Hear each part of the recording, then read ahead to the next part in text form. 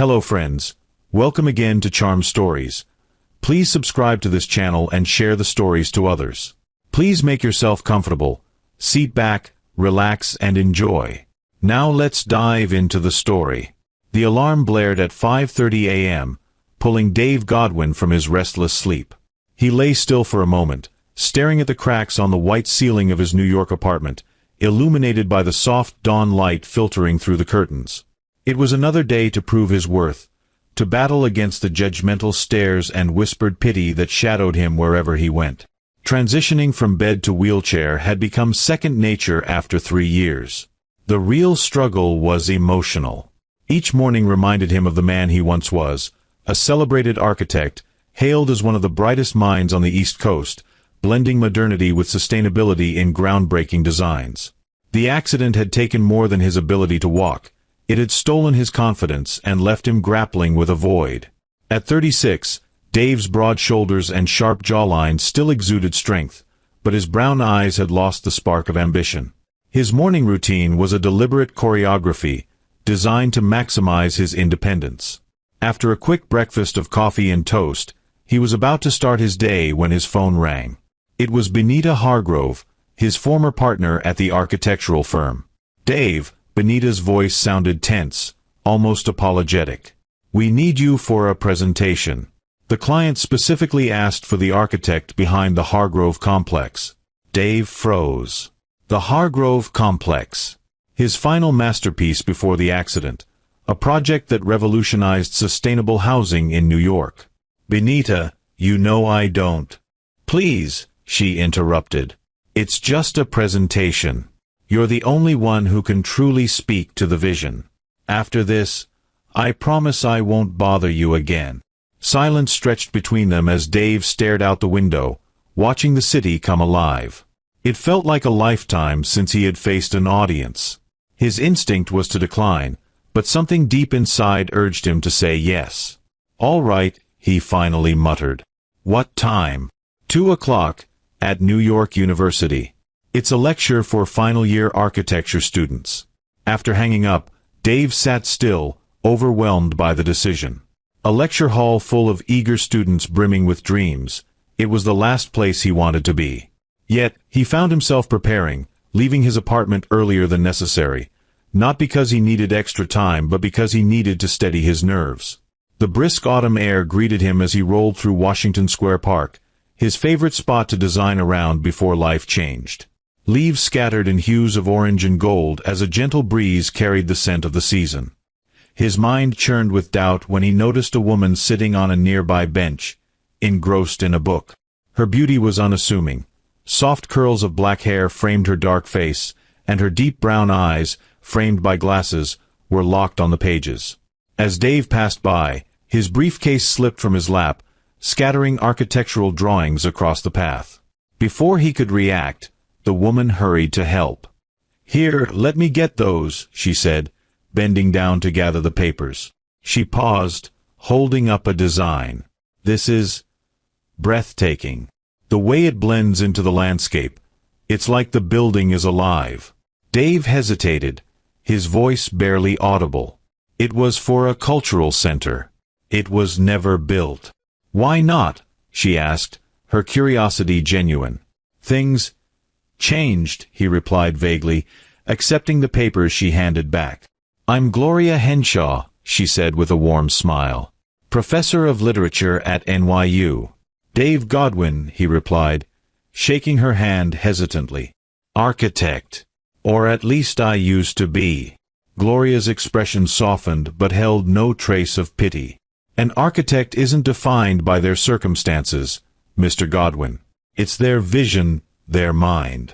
And from what I see here, your mind is extraordinary." The sound of a bell in the distance broke the moment. Signaling that it was after 10 a.m., Gloria Henshaw glanced at her watch in surprise. "I have to go," she said quickly, gathering her book. "I have a lecture in 15 minutes. "It was a pleasure meeting you, Mr. Godwin," she added with a smile, tucking a strand of her black hair behind her ear. "I hope that cultural center of yours finds its way into the world someday." Dave Godwin watched her walk away, her graceful figure weaving through the trees of the park. Her words lingered in his mind. There was something about the way she spoke, the way she looked at him, not at the wheelchair but at him, that struck a chord. He looked down at the folder on his lap, the drawings that Gloria had admired. For the first time in years, he felt a faint spark of the enthusiasm he used to have for his work. Maybe, just maybe, there were still stories to tell in his life. Stories that, like his designs, just needed courage to escape the drawing board and become reality. The auditorium at New York University was nearly full when Dave arrived half an hour early. Benita Hargrove, his former partner, greeted him at the entrance. Her face was calm, though he could see the concern in her eyes.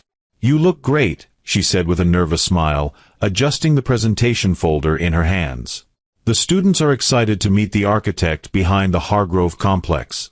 Dave nodded silently, his hands gripping the rims of his wheelchair. He hated the curious stares, the whispers. Yet here he was. At 2 p.m. sharp, Benita gave a glowing introduction, recounting the accolades the Hargrove complex had received. Dave rolled onto the stage, feeling every eye on him. The first moments were shaky, his voice hesitant as he began to speak about his process. But as he delved into the design philosophy that had shaped the Hargrove complex, his confidence grew. The students leaned forward, captivated by his words. "Real architecture," Dave explained, "isn't just about constructing buildings. It's about creating spaces that transform the way people live, connect, and interact with the world." As the presentation ended and the students began to ask questions, one hand shot up in the front row. "Mr. Godwin," a young woman asked boldly, "how has the accident changed your perspective on accessible design?" The question hit Dave like a punch. The room went silent. Even Benita tensed beside him. He glanced at the back of the room and spotted Gloria. She wasn't looking away.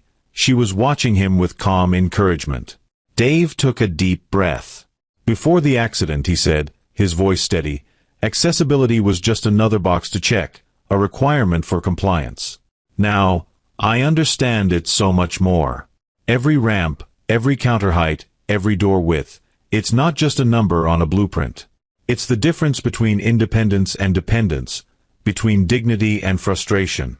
The silence that followed was no longer awkward. It was filled with respect. The remaining questions were more technical, focusing on his projects. But Dave noticed a shift in the way the students looked at him. For the first time in years, he felt seen, not as a man in a wheelchair, but as the architect he was. After the lecture, as the room emptied, Gloria approached him. Her green eyes sparkled with genuine admiration. "Your lecture was inspiring," she said, "especially when you talked about accessibility and transforming spaces." "Thank you," Dave replied, surprised at how natural the words felt around her. "I didn't expect to see you here. After seeing your drawings this morning, I was curious to learn more about your work." She smiled warmly. "Besides, architecture and literature aren't so different. They're both forms of storytelling, don't you think?" Benita, packing up nearby, glanced over with a faint smile but stayed quiet. "Dave," she interjected softly, "we have that meeting with the planning committee in half an hour." "Actually, we don't," Dave replied without looking away from Gloria. His voice was calm but firm. "Did you cancel my meetings again, Benita?" Benita flushed. "I thought you might need—" "I appreciate your concern," he interrupted gently. "But it's time I started making my own decisions again."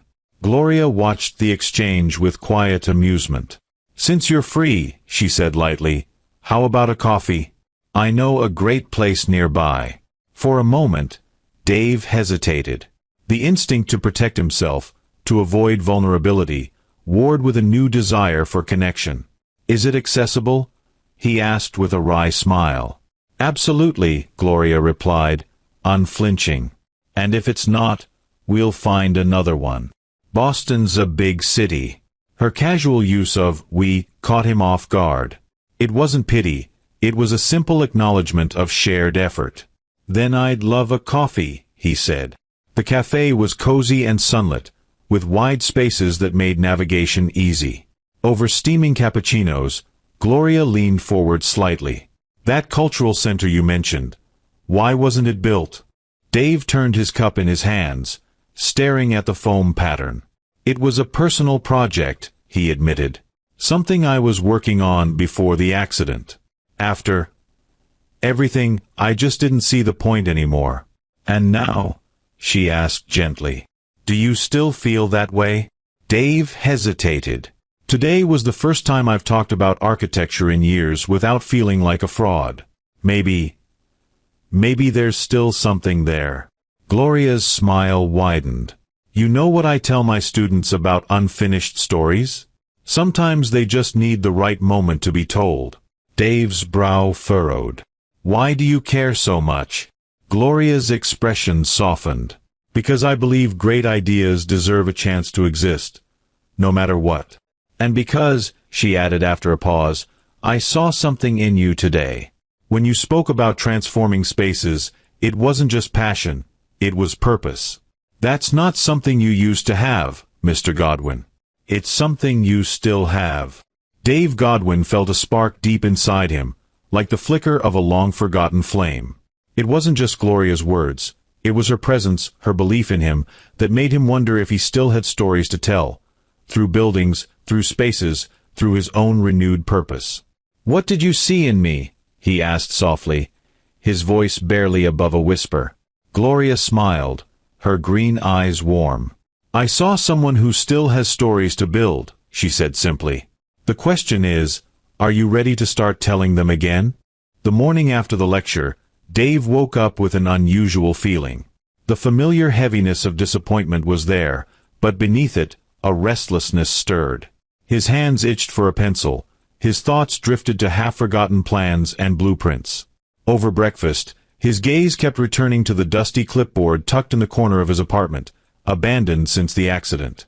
Gloria had left her card the previous day, her phone number scrawled on the back with a note, for when the stories start flowing again. Her words echoed in his mind, nudging him toward something he wasn't sure he was ready to face. His phone buzzed suddenly, pulling him from his thoughts. It was Victor Benson, Benita's husband and the chairman of Maxwell and Godwin Architects. Dave, Victor began. His tone clipped. We need to talk about yesterday. Good morning to you too, Victor, Dave replied, irritation creeping into his voice. Your unannounced public appearance has stirred some concerns within the council, Victor continued. There's speculation about your possible return to the company. Dave's jaw tightened. Speculation? It was a single lecture. Benita asked me to step in as a favor. Well, Victor said, his voice tinged with condescension, Benita sometimes lets her emotions cloud her judgment.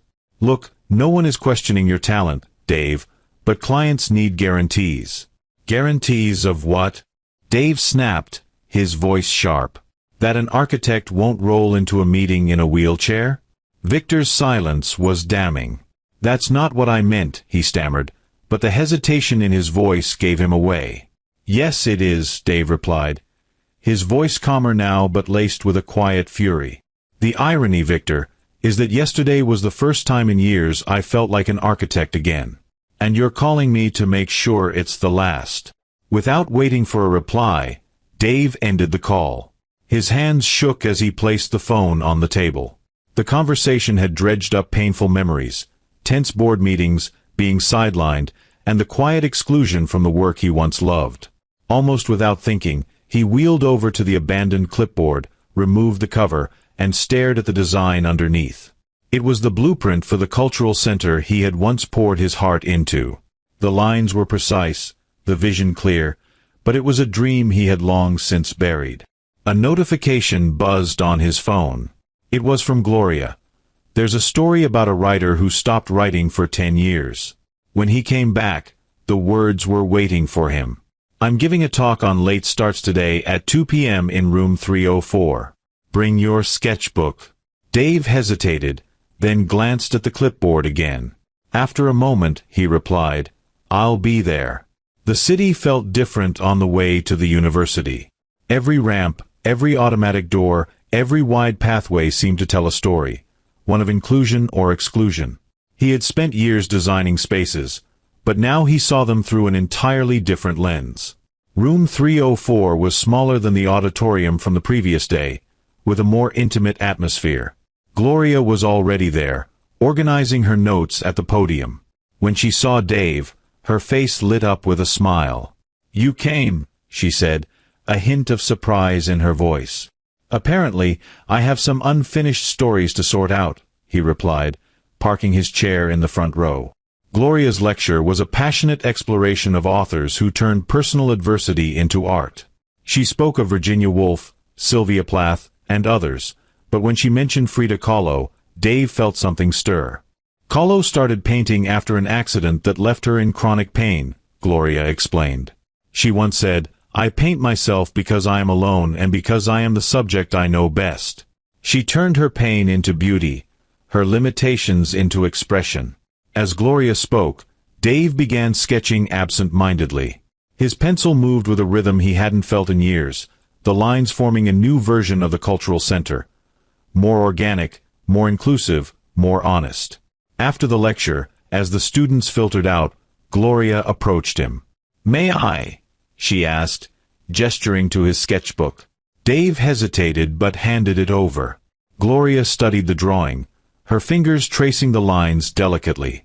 "You've redesigned the cultural center," she observed.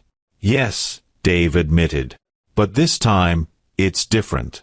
Before, I was trying to prove something, to make it grand and impressive. Now," he paused. "Now I just want it to feel real." "That's why it's better," Gloria said softly, handing the sketchbook back. "Because it's coming from a place of understanding, not performance." Dave looked at the drawing again, seeing it through her eyes. "Victor called me today," he said abruptly. "He wanted to make sure I knew I wasn't welcome back at the firm." Gloria frowned. "And what did you tell him?" "That maybe I don't need that place anymore," Dave said, a quiet determination in his voice. "Maybe it's time to build something new." A smile spread across Gloria's face. "There's an empty lot near the public library," she said. "The city's looking for proposals for a new community center." Dave's eyebrows rose. "Are you suggesting I submit something?" "I'm suggesting," Gloria replied with a twinkle in her eye, "that you start telling your new story." 3 days later, Dave's apartment was unrecognizable. Blueprints and sketches covered every surface, and his old drafting table had roared back to life. The new cultural center was taking shape, bold yet intimate, practical yet inspiring. Late one night, his phone buzzed with a message from Gloria. "Still awake? I found something that might interest you. Coffee tomorrow?" Dave smiled. "Same place, same time?" "Actually," Gloria replied, "I know a place with an incredible view. You'll love it." The cafe was perched on the 10th floor of a sleek building, with large windows offering a stunning panoramic view of the city. Gloria was already there, a stack of papers and her laptop spread across the table. "I thought you'd like the perspective," she said as Dave joined her.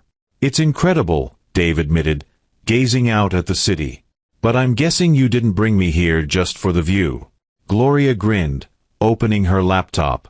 Dave Godwin leaned back in his chair, his gaze fixed on the announcement Gloria Henshaw had just shown him on her laptop. "Do you know Garrett Hahn?" she asked, her tone light but purposeful. Dave frowned slightly. "Of course. We worked together on some projects before the accident."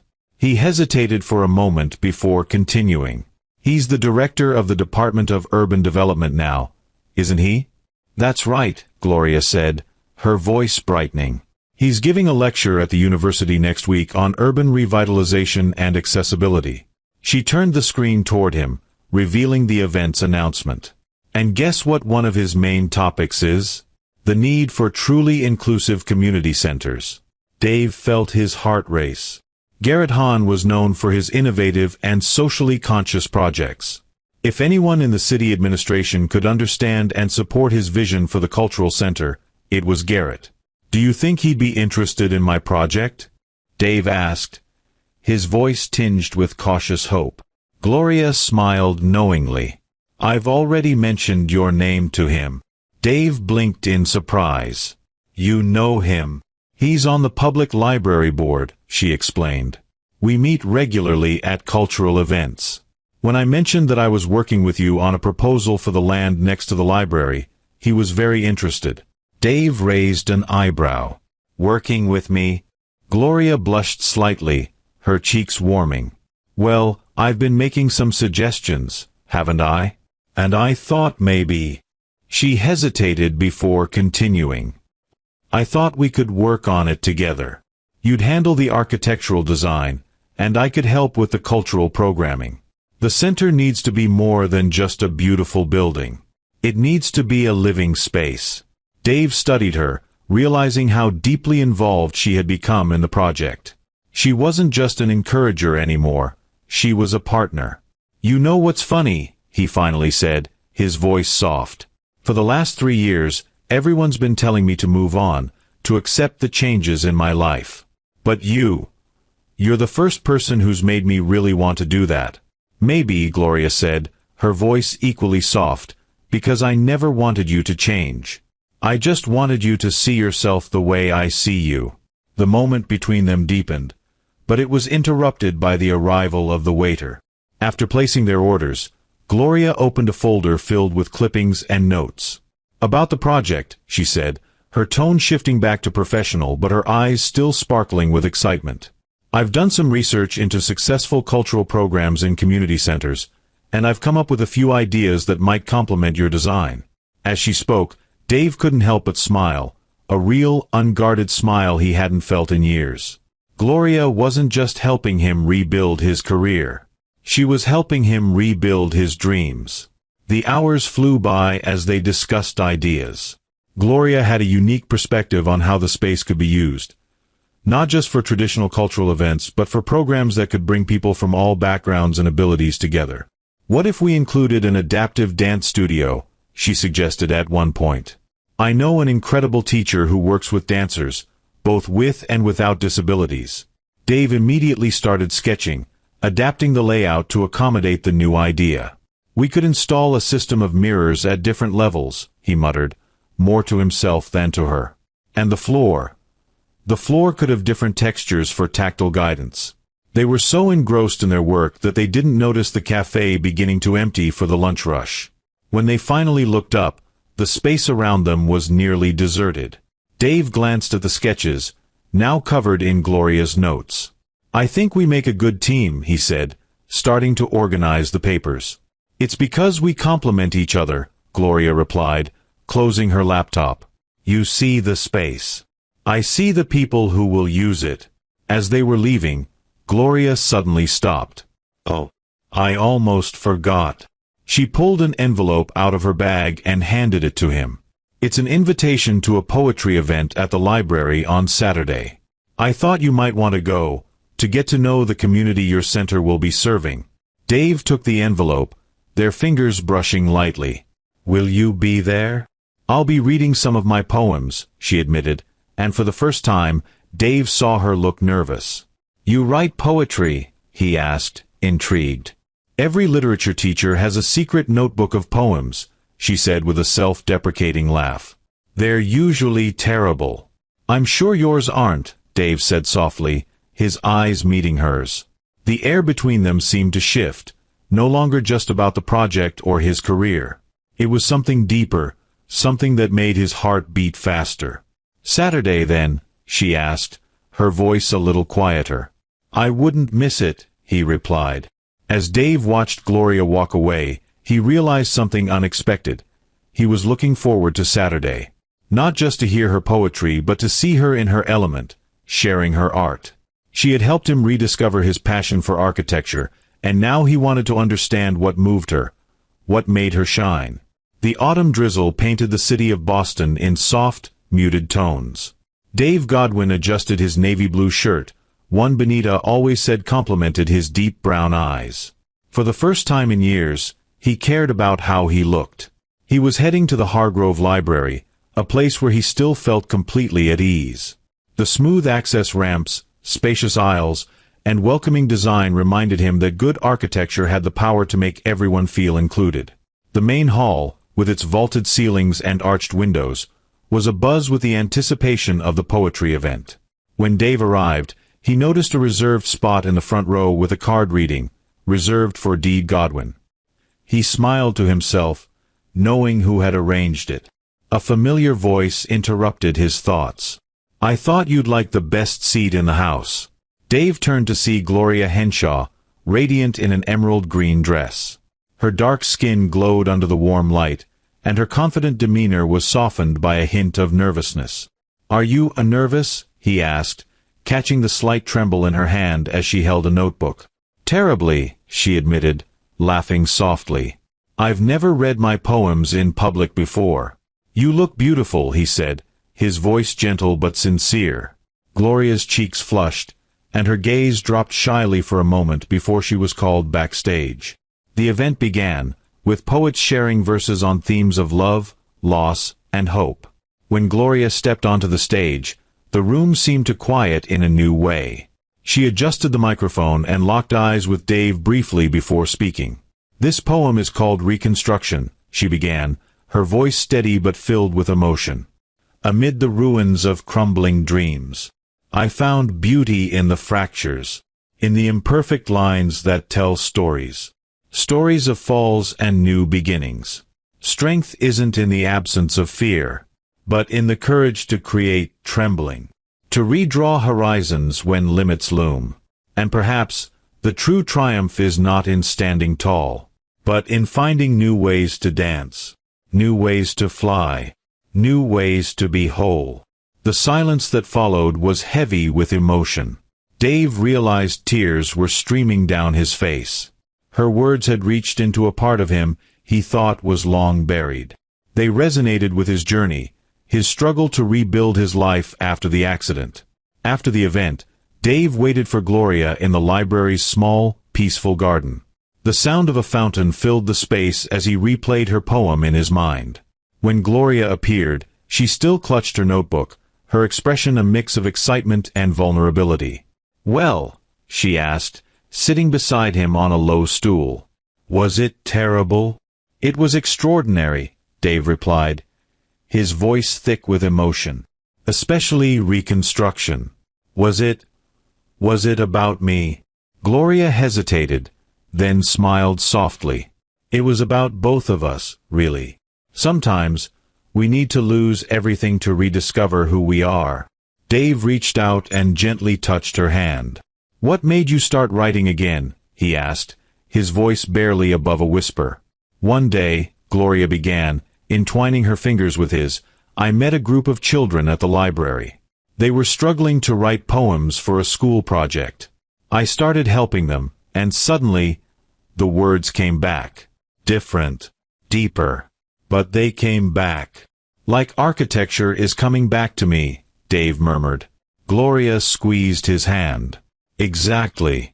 Sometimes, loss teaches us to create beauty in ways we never imagined." Before Dave could respond, a voice interrupted the moment. "Mr. Godwin, I presume?" Dave looked up to see Garrett Hahn, director of the Department of Urban Development, approaching with a warm smile. "Gloria told me you'd be here. I'd love to discuss your ideas for the community center." Gloria stood, releasing Dave's hand. "I'll let you talk," she said, but her eyes conveyed a silent promise. "We'll continue this later." As she walked away, Dave felt a surge of confidence. Turning to Garrett, he extended his hand. "I have some ideas I'd like to share with you." The following week, Dave immersed himself in his project. His apartment, once a haven of isolation, now buzzed with energy and purpose. But on a rainy Tuesday, the doorbell interrupted his work. When he opened it, Benita stood there, her expression a mix of determination and concern. "We need to talk," she said, stepping inside without waiting for an invitation. "How did you know about the project?" Dave asked, closing the door. "Garrett Hahn called me," she replied, placing a folder on the table. "He's excited about your ideas. But Victor isn't happy." Dave frowned. "And since when does Victor Benson's opinion matter for an independent project?" Benita sighed. "You're still legally a partner in the company. The contract you signed."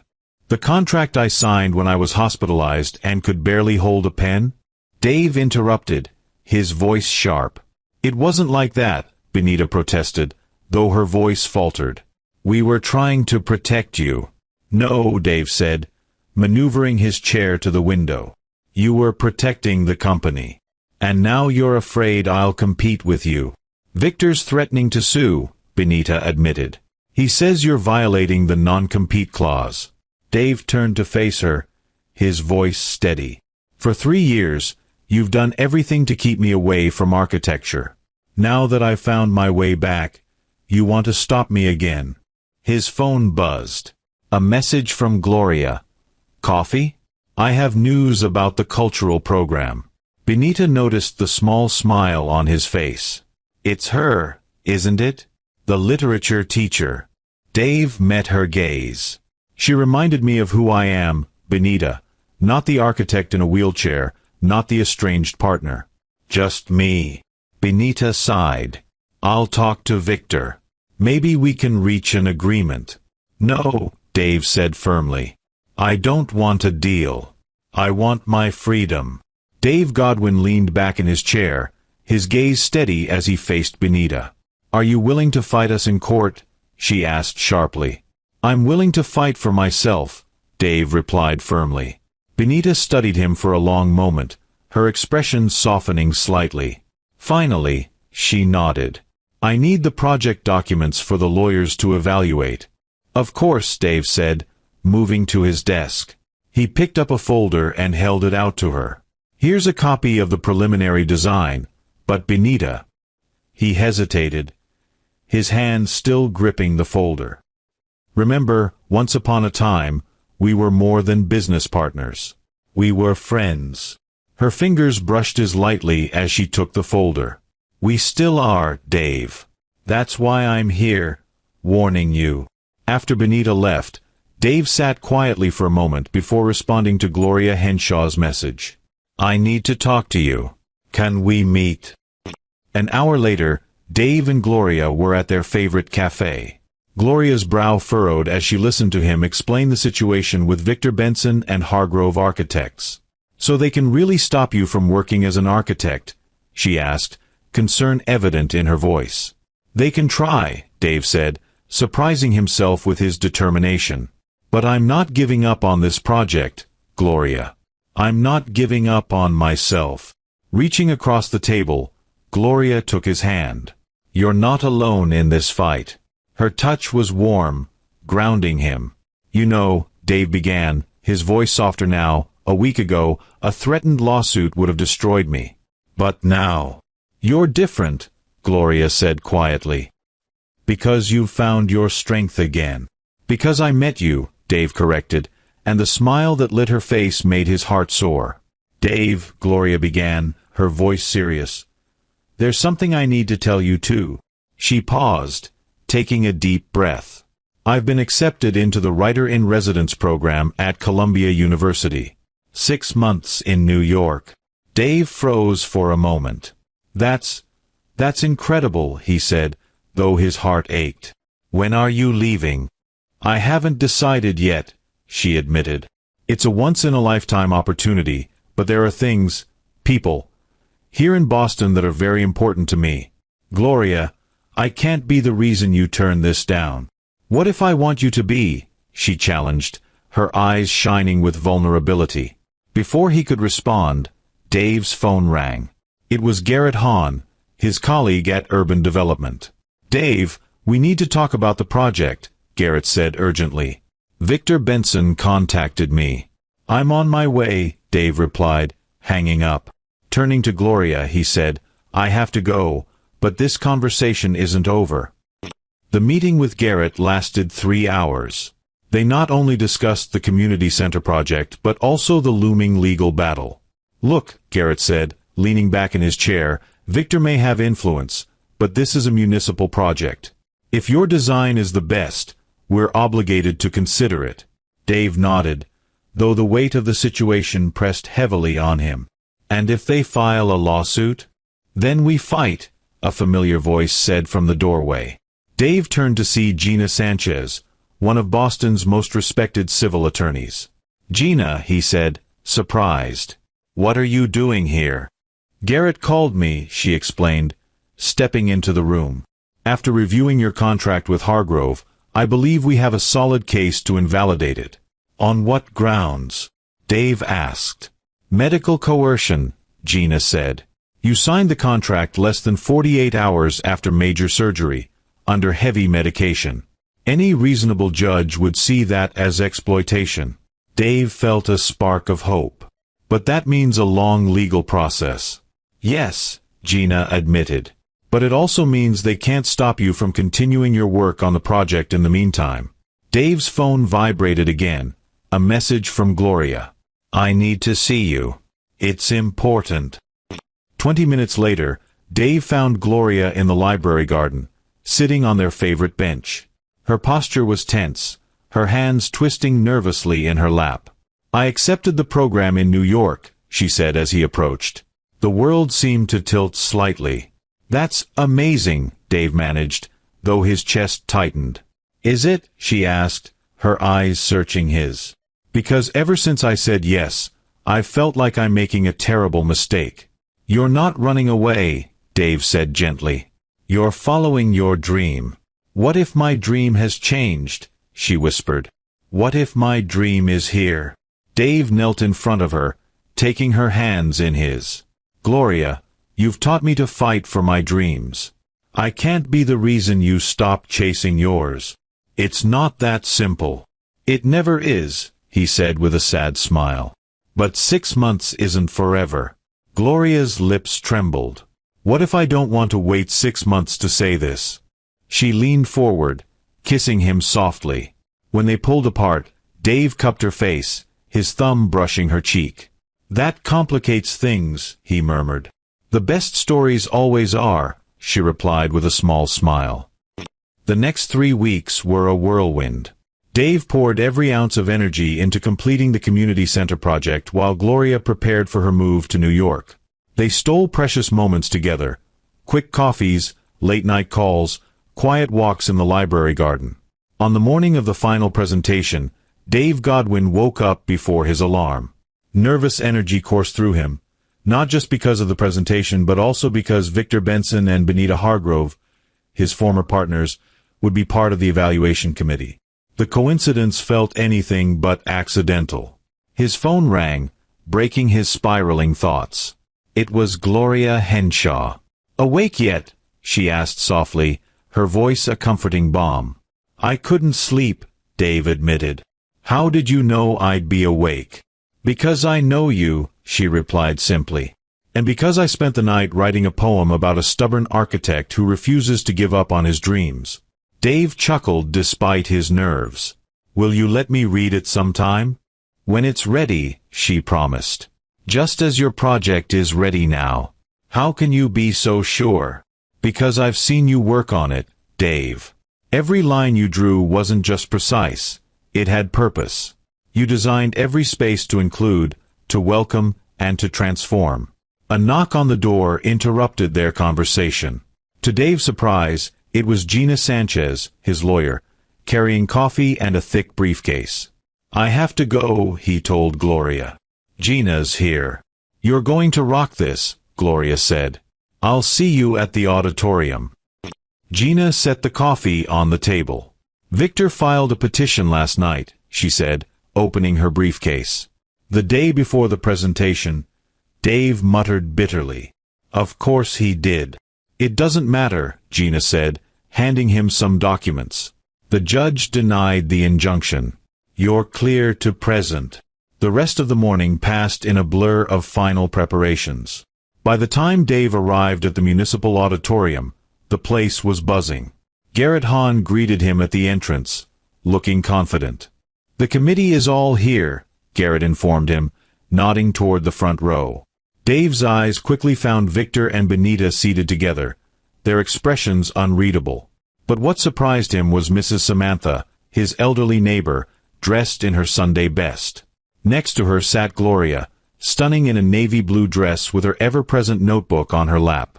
She caught his gaze, placed her hand over her heart, and smiled, a silent gesture they had shared for weeks. The lights dimmed as Garrett introduced Dave. Rolling his chair to the center of the stage, Dave took a deep breath. The first image of his proposed community center filled the screen behind him, showing the fluid lines of a building that integrated seamlessly into the surrounding landscape. When I started this project, Dave began, his voice steady, I wasn't just designing a building.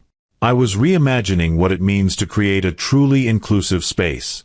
The images shifted as he spoke, showcasing various aspects of the design. The audience was silent, captivated by the vision.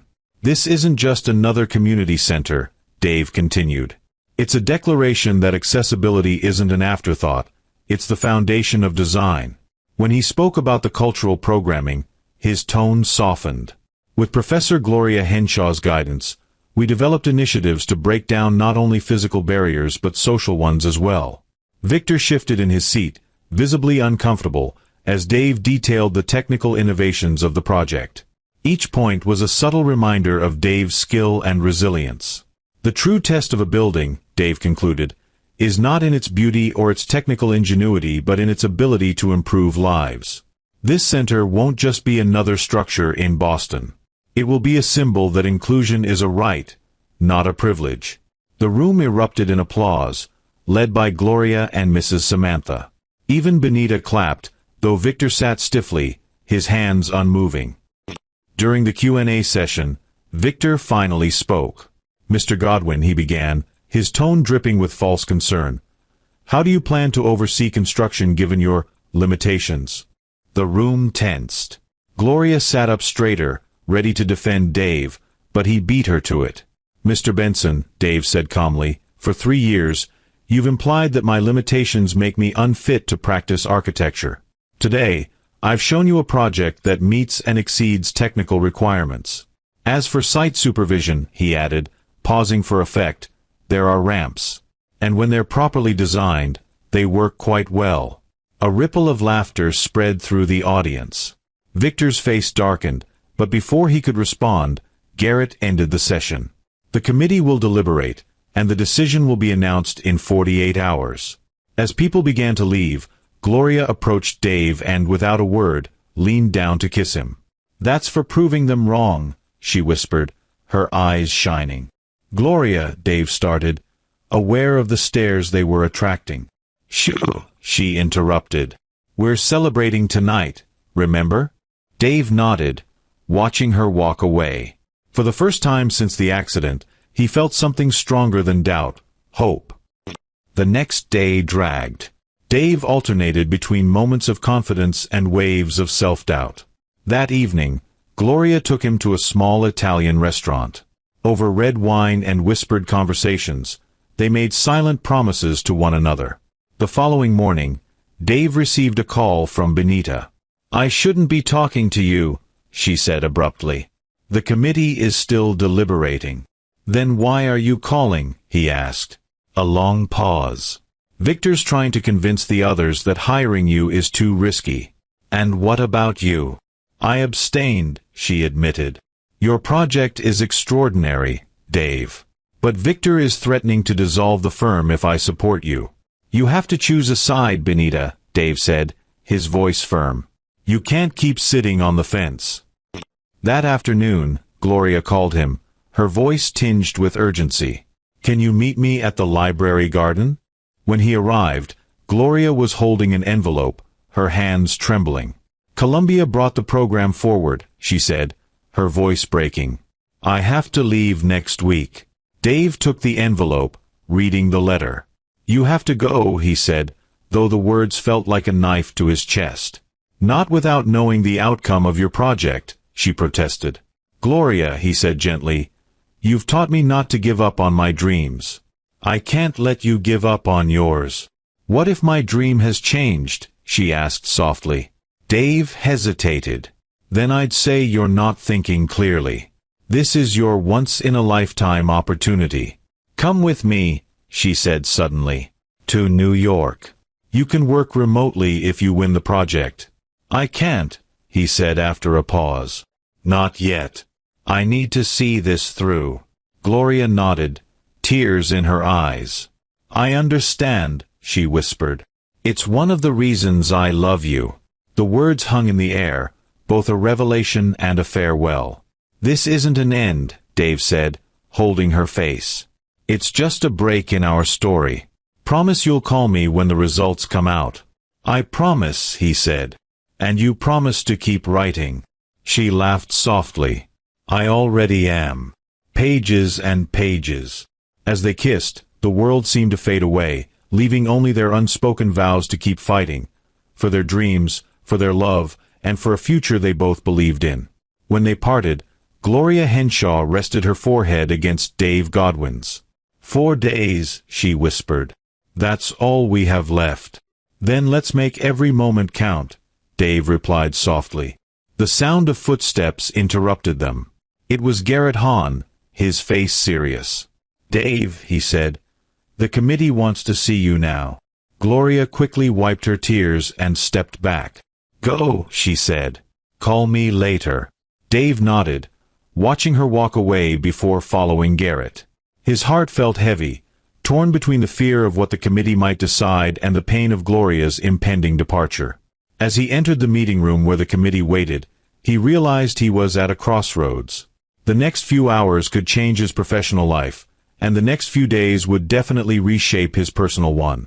But one thing was clear: no matter the outcome, he was no longer the same man who had started this journey. And perhaps that was his greatest victory. The meeting room was silent as Dave rolled in. 7 pairs of eyes turned to him, among them Victor Benson and Benita Hargrove, seated on opposite sides of the table. Garrett stood at the head, his expression unreadable. "Mr. Godwin," Garrett began, "we've called you here because we've reached an impasse." Dave's heart raced. "What do you mean?" "The committee is divided," Garrett explained. 3 votes in favor of your project, 3 against, and 1 abstention. His eyes briefly flicked toward Benita. Victor stood up, smoothing his perfectly tailored suit. "The issue isn't the quality of the project, which is, admittedly, excellent. The problem is the legal risk involved." "Legal risk that you created," Dave shot back, his tone calm but firm. "Gentlemen," Garrett interjected, "we're not here to debate legal issues. We're here to decide the future of the community center." Benita finally spoke, her voice trembling slightly. Maybe there's an alternative solution." All eyes turned to her. "Dave," she continued, "what if we offered a partnership? The project would be developed jointly between you and Hargrove Architects. Victor would retain administrative control, but you would have full creative autonomy." Dave looked at Benita, surprised at the suggestion. It must have taken her significant effort to propose it, a compromise meant to appease both sides. "No." The word came out more firmly than he expected. Victor's eyebrows shot up. "You're refusing a peace offering?" he asked, incredulous. "I'm refusing to be controlled," Dave replied, his voice steady. "This project isn't just about architecture. It's about freedom, dignity, and inclusion. I won't compromise on that." "So you'd rather risk losing everything?" Benita asked softly. Dave turned to her, his gaze unwavering. "I've already lost everything once, Benita. I lost my mobility, my confidence, my independence. But in the past few months, I've learned something important. Losses aren't permanent unless you let them be." Before the silence could deepen, the door opened. Gloria walked in, carrying a thick briefcase, her presence commanding attention. "Sorry to interrupt," she said, her voice steady. "But I think you need to see this before making a decision." Garrett gestured for her to come forward. Gloria set the briefcase on the table and opened it, spreading documents in front of the committee. "These," she explained, "are letters of support for the project, from disability organizations, cultural groups, and residents of the area. Over 200 people and entities believe this center isn't just a building but a vital necessity for the community." Dave watched, stunned, as the committee members began reading the letters. He had no idea Gloria had done this, gathered testimonies, collected support. "And there's more," Gloria continued, pulling out one final document. "This is a promise of funding from the Samantha Foundation to cover any legal costs arising from the dispute with Hargrove Architects." Dave blinked. "Mrs. Samantha?" he asked, surprised. Gloria smiled. Your second-floor neighbor isn't just a kind old lady. She's the president of one of the largest accessibility foundations in the state. Victor looked stunned. Benita's eyes glistened with unshed tears. Garrett openly grinned. Well, Garrett said, I think that changes our discussion significantly. Shall we vote again? This time, the outcome was different. Benita was the first to raise her hand in support of the project, followed by one committee member after another, even those who had initially voted against it. Only Victor kept his hand down. Congratulations, Mr. Godwin, Garrett announced formally. Your project has been approved. The next few minutes blurred into handshakes and congratulations. Victor left the room quickly, but Benita stayed behind. She approached Dave, her expression filled with regret. Dave, she said softly, forgive me for not fighting for you sooner. Dave took her hand, squeezing it gently. You're fighting now. That's what matters. When the room finally emptied, Dave turned to Gloria. How did you? I couldn't leave without making sure you had all the support you needed, she interrupted. So, I used my research skills for something useful. You're amazing, he said, pulling her closer. And you did it. She smiled, but sadness lingered in her eyes. In 3 days, I'll be in New York. And you'll be here, building something extraordinary. Hey, he said, cupping her face, this isn't goodbye. It's a see you later. Promise. I promise, she whispered.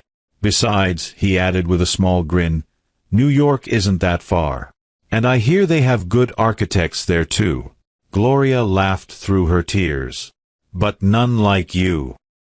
The last 3 days passed in a whirlwind of stolen moments. Every coffee, every walk, and every kiss was both precious and bittersweet, knowing they had only hours left.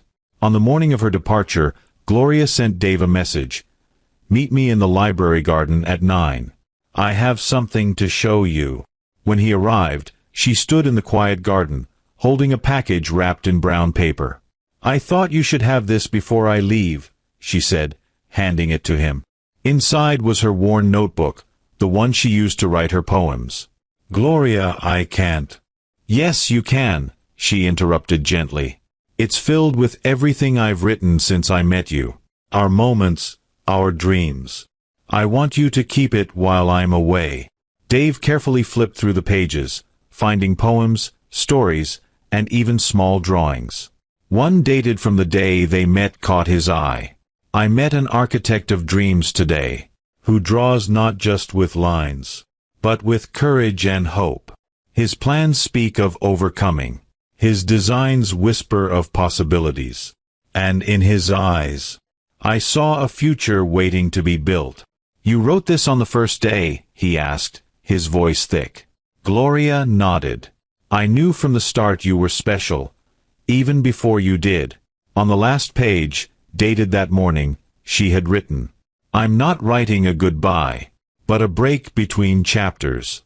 6 months are blank pages, waiting to be filled with letters, phone calls, and promises kept. And when we meet again, our story will grow stronger, like a building on a foundation of love and longing. Dave's voice wavered. The rest of the pages are blank. For you to fill in, she explained. Write about the center. Document every step, so when I return, I can see it through your eyes. He held her hand, memorizing the feel of her fingers entwined with his.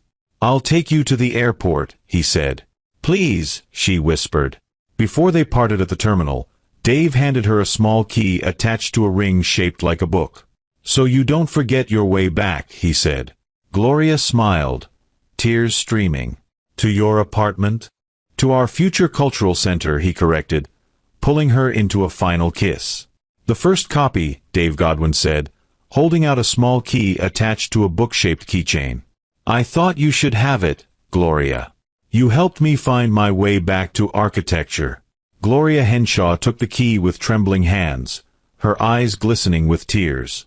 6 months, she whispered. 182 days, he corrected, smiling softly. And I'm going to count every one of them. Promise me something, she said, her voice breaking. Anything. Promise me that when I get back, the cultural center will be almost ready. That you won't let anything stop you. Dave pulled her closer, his voice steady with conviction. I promise. When you come back, there will be a place waiting for you. A place where poetry and architecture meet, where stories can be told and dreams can be built. And you? She asked softly, her gaze searching his. Will you be waiting too? Gloria Henshaw, he said, cupping her face in his hands, I'd wait forever for you. The rain continued to fall outside, creating a rhythmic backdrop to their moment. In the library garden, beneath the glass roof, they built a world of their own, a world of promises, unspoken vows, and synchronized heartbeats. We still have a few hours, Gloria finally said. What do you want to do? Dave picked up the notebook she'd given him earlier. I want you to read to me, he said. I want to memorize your voice reading our stories, so I have something to hold on to for the next 6 months. And so, as the rain created a silver curtain around them, Gloria began to read. Each poem was a memory, every page a testament to their journey together. Dave listened, cherishing the sound of her voice and the love that wove through her words. He thought to himself, sometimes love isn't about constantly being together, but about creating something so beautiful, it's worth waiting for. Logan International Airport buzzed with activity that Sunday evening. Dave and Gloria had stretched their final hours to the limit, arriving just an hour before her flight. As they moved through the security queue, time felt like sand slipping through Dave's fingers. Promise you'll call me as soon as you arrive, he said, holding her hand tightly. As soon as the plane lands, she promised, squeezing his fingers. And you promise to send me photos of the construction every day. I don't want to miss a single detail. The line moved forward, each step bringing them closer to the inevitable goodbye. Gloria clutched her small handbag, the notebook he had given her tucked safely inside. Last call for Flight 247 to New York, announced the loudspeaker. It's mine, Gloria said softly, her voice trembling. Dave pulled her close, ignoring the stares of others. 6 months, he murmured against her hair. 182 days, she corrected with a shaky smile. And then we'll build our own happy ending, he said. The kiss that followed was unlike any other. It was filled with love, longing, and promises. Promises of daily calls, shared dreams, and a future that would survive the distance. Mr. Godwin? A voice interrupted. They turned to see Garrett Hahn standing there with a briefcase. I'm sorry to interrupt, Garrett said, but I thought you should see this before she leaves. He handed Dave a folder. Dave opened it, Gloria peeking over his shoulder. Inside were the official documents for the start of construction on the Cultural Center, signed and sealed. Construction starts tomorrow, Garrett announced with a grin. I thought it would be a nice parting gift. Gloria covered her mouth, tears spilling over. Dave's heart raced. It was real, really happening. Last call for Flight 247, the loudspeaker repeated. You need to go, Dave said softly. Gloria nodded, wiping her tears. She turned to Garrett. Take care of him for me. I will, Garrett promised. Though, honestly, I think he's doing just fine on his own now. One last kiss, one last embrace, and then Gloria was through security. Dave watched her until she disappeared from view, his heart heavy with longing but light with hope. She's special, Garrett commented as they walked back. She saved me, Dave replied simply. No, Garrett corrected. She helped you find the strength to save yourself. On the way home, Dave asked Garrett to pass by the site of the Cultural Center. The land was fenced off, construction equipment ready to start the next day. He pulled out his phone and snapped a photo of the empty lot under the Boston night sky, sending it to Gloria with a message, the beginning of our story. Her reply came almost instantly. I can't wait to see each chapter. That evening, in his apartment, Dave opened the notebook Gloria had left with him. He flipped through the pages, filled with poems and stories, until he reached the last entry. It wasn't a poem this time, but a simple letter. Dear Dave, by the time you read this, I'll be on my way to New York. But I'm taking more than memories with me. I'm taking the certainty that I found not just love, but a dream partner. For the next 6 months, I'll be writing stories in New York while you build our cultural center in Boston. Every word I write will be inspired by you, just as every line you draw will carry a piece of me. When we meet again, we'll have more stories to share, more dreams to build, and more love to give. Until then, know that my heart remains in Boston, guarded by the architect who taught me that sometimes we need to lose the ground beneath us to learn how to fly. With all my love, Gloria. Dave closed the notebook, feeling an unexpected sense of peace. Tomorrow, construction on the cultural center would begin. In 6 months, Gloria would return. Between those 2 moments, an entire story was waiting to be written. He picked up a pen and opened the notebook to a blank page, writing the first lines of his chapter.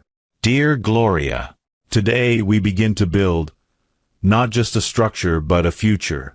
Every brick, every beam, every detail will be a love letter to you, a promise that dreams can come true. The ground is empty now, waiting for the dawn, just as my heart is full of longing but also of hope. You taught me that the best projects are those built with love, patience, and faith. In 182 days, you'll come back to find not just a building, but a man who's learned that limitations are only challenges waiting to be overcome. Until then, every line I draw will be a verse in our unfinished poem. With all my love, Dave. Outside, Boston slept under a starry sky.